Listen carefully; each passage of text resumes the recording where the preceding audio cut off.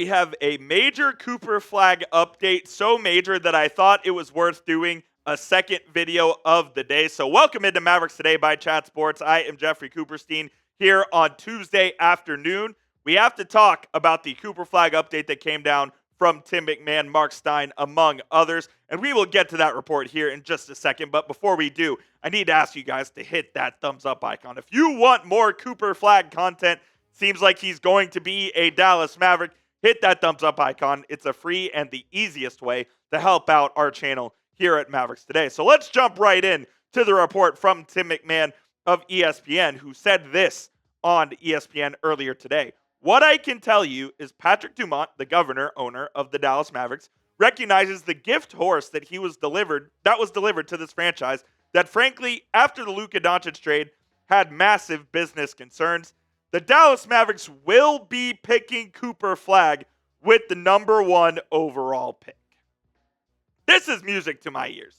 This is music to the ears of every single Mavericks fan that was worried, including myself, that the Mavericks would do something stupid and not take Cooper Flagg. Look, he's obviously the best player in this draft. He's one of the best prospects of this decade, and it would be stupid to do anything other than to take him and add him to this roster full of veterans and future Hall of Famers that Cooper Flagg can instantly come in and contribute to a winning culture that the Mavericks are trying to rebuild after resetting by trading Luka Doncic away.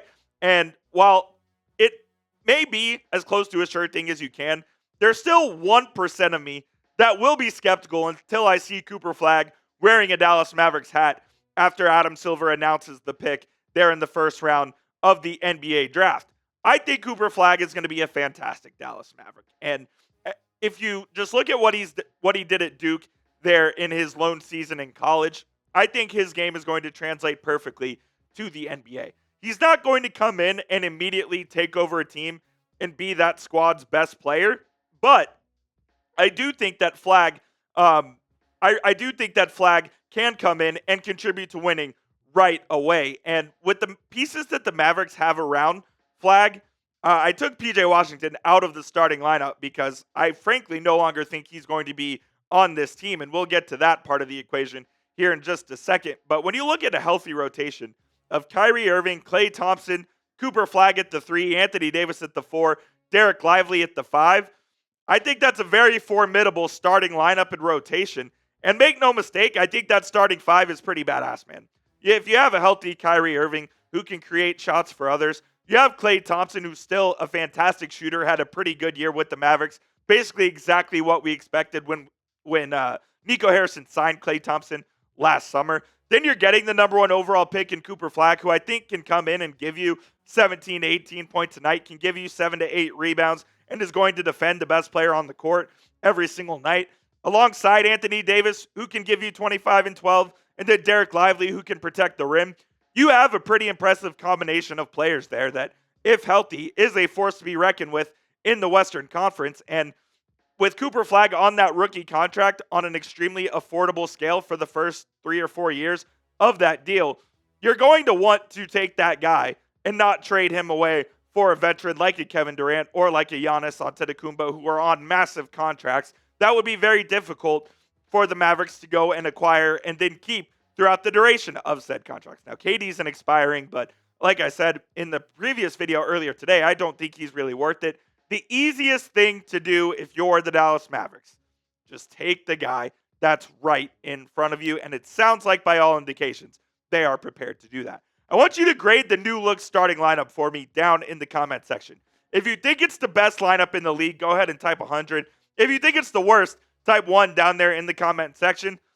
I think it looks pretty damn good, man. Let me know down in the comments what you guys think. I'm curious to hear what y'all have to say. And before we get to the rest of today's show, go get yourself an Anthony Davis jersey. I don't think he's going anywhere. He's Nico's boy.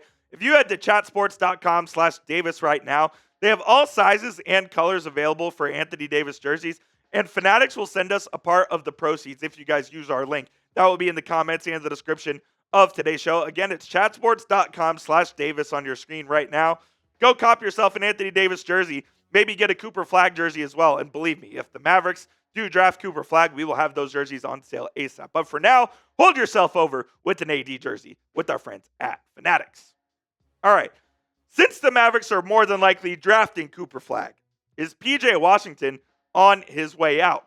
With the assumption that you're going to draft Flagg and play him at the 3 alongside AD with Lively and or Gafford at the 5, there's really no room for PJ Washington on this roster going forward. I don't think PJ is going to come off the bench. And maybe, look, there's a scenario where that's the case if the Mavericks trade Gafford, but the most logical thing I think would be moving on from PJ. And I do think he's going to be on his way out this offseason. And I think it could happen before the draft. And it could happen here coming up soon in the next few weeks or so. Look, I love what PJ's done with this team in the year and a half that he's been here. We do not make the NBA Finals without PJ Washington and his tenacity on the defensive end, his ability to rebound, his ability to score, especially inside, is a big reason why the Mavericks were where they were. And he was the heart and soul of this team. Everyone loves the stand-on business that PJ brought against the Oklahoma City Thunder, and people just love his demeanor that he's played with his time in Dallas. But I do think that trading PJ for a guard makes the most sense. The Mavericks are going to need guard help with Kyrie Irving out for at least the first half of the season and probably longer.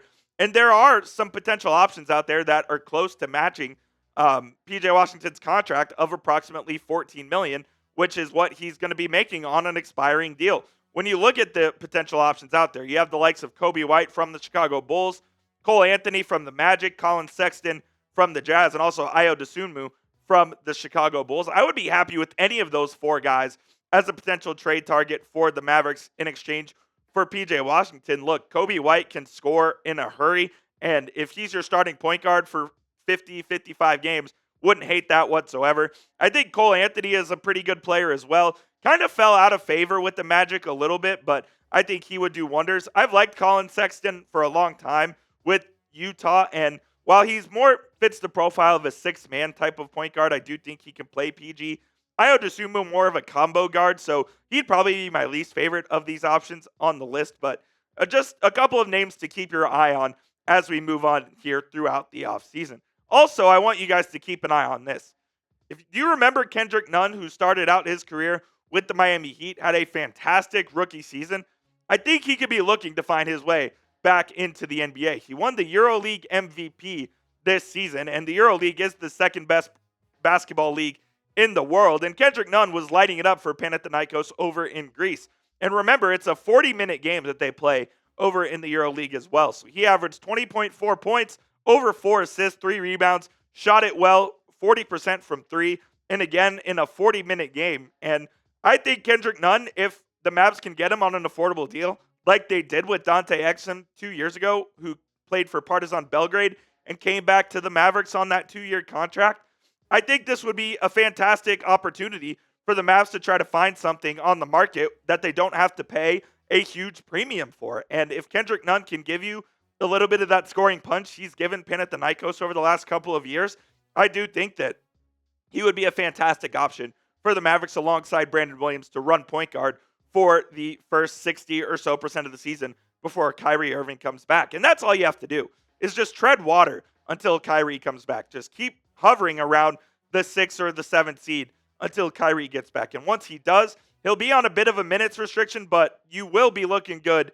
once he comes back, hopefully, assuming Anthony Davis, Cooper Flagg, and the lot stay healthy. But I do think that Kendrick Nunn, a potential opportunity here in Dallas, if the Mavericks want to explore that route, and if Kendrick Nunn wants to explore that route. I think it's also possible Nunn just stays over in Europe because he's super comfortable, and he's the best player over in the EuroLeague right now. So take a guess for me. Who will be the opening night starting point guard for the Mavericks? Will it be a guy like Brandon Williams, who's already on the roster, Najee Marshall potentially as well? Could they go external and go get one of the guys I mentioned as potential trade candidates? Or could it be a guy like Kendrick Nunn, who would be a little bit out of the box? Let me know down below. That will be it for today's show, guys. Appreciate you for tuning in. We had to do 2 videos today because of the breaking news. Y'all have been absolute real ones over the last 24 hours. It looks like our fortunes are changing for the better. So stay locked in, and we'll see you soon here on the channel if anything happens.